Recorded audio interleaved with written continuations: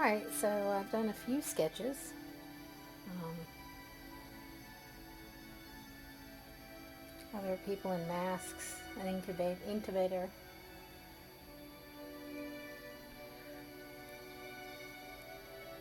And we will begin to paint them in.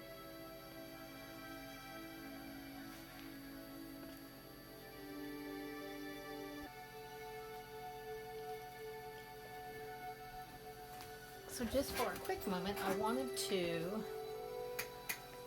go over the paints that I'm using. These are the Sennelier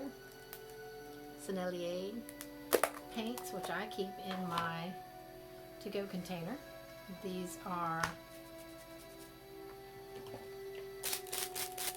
wonderful thick paints. And I'm going to show you. And because the surface is dry, it's okay to put bag. But I love to use these Sennelier paints, which I am running out of white. So I always get a big bag. The bag really helps you to squeeze as much out as possible.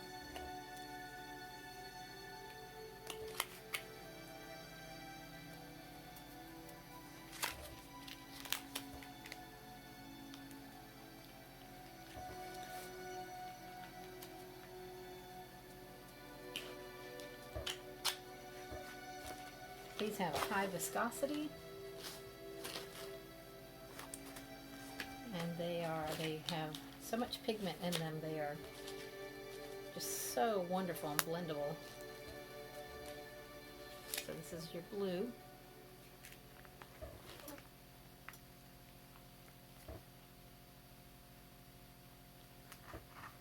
Shows you how thick they are. Woo. Maybe that one was too thick. Typical, get paint all over my fingers. Which is why I tend to have a lot of aprons and clothes that have paint on them.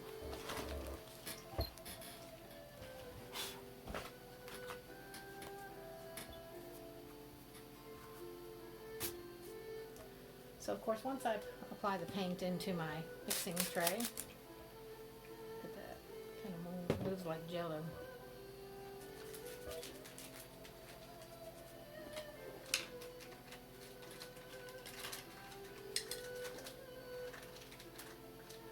I'm going to use one of my flathead brushes because we're going to start off with thin layers and build up.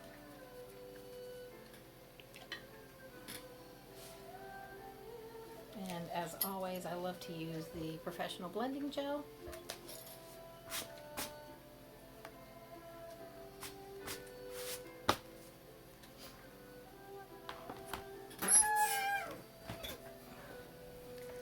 Let's see which one we can get into the shot. So let's do this lady back here. We're going to start on her.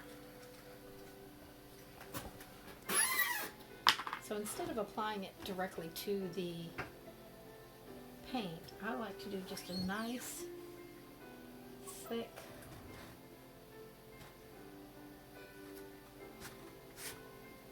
generous coat over the top of my sketch.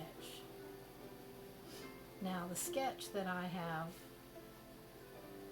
prepared all over, this is not with a pen. Well, I use needles. It's more of a fluid acrylic with a fine tip needle, and I love these because I can control the flow. Unlike markers or chalk, I can paint right over. And since I plan to paint right over them, it's exactly what I'm doing. So this I didn't show you in the other videos because we really wanted to kind of get a move on it. Instead, I am showing you how I do this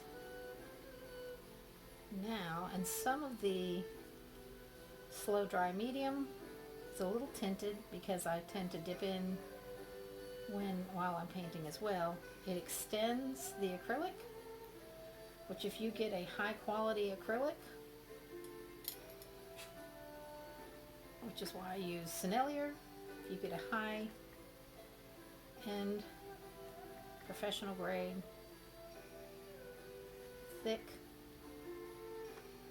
it tends to be a bit slow drying anyway. I just like the results that I have from using a slow dry layer or a slow dry gel layer. Now this appears as if we're doing almost photorealistic, but we're not doing photorealistic. So we're going to see a lot of texture in this piece overall.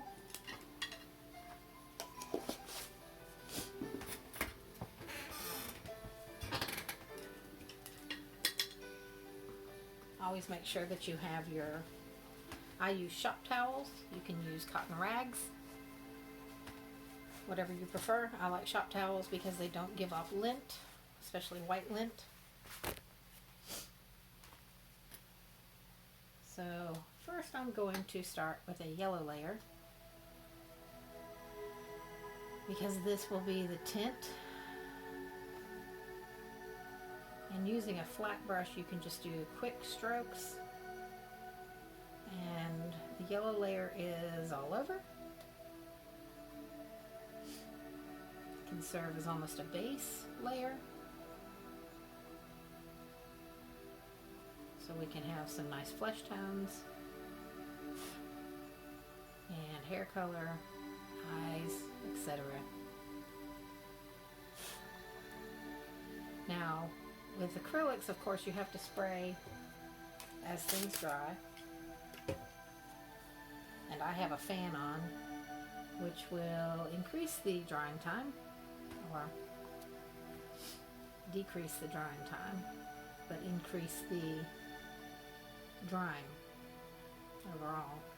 But as you can see, this is just a simple yellow, just light touches of yellow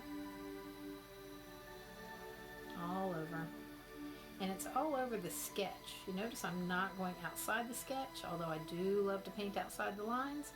I'm a firm believer that painting outside the lines is great. But just for this piece,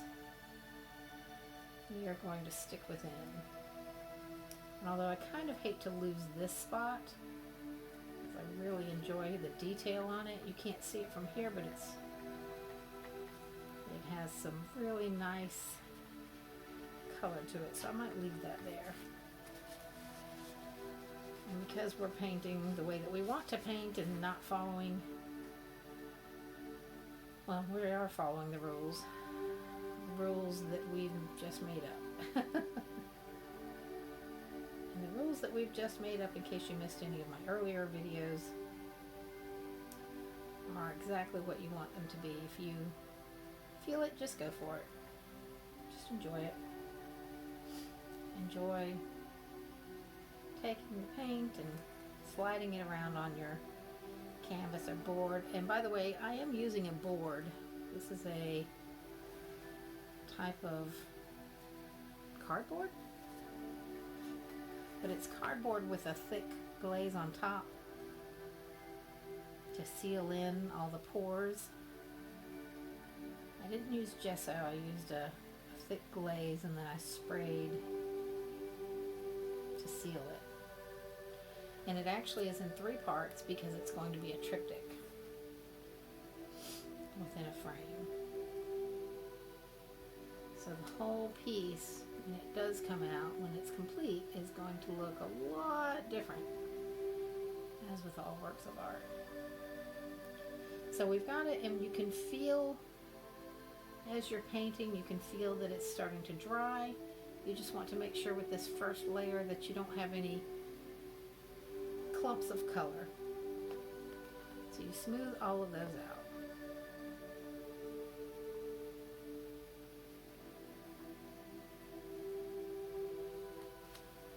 Okay, so let's let that dry a little bit longer, and then we'll come back.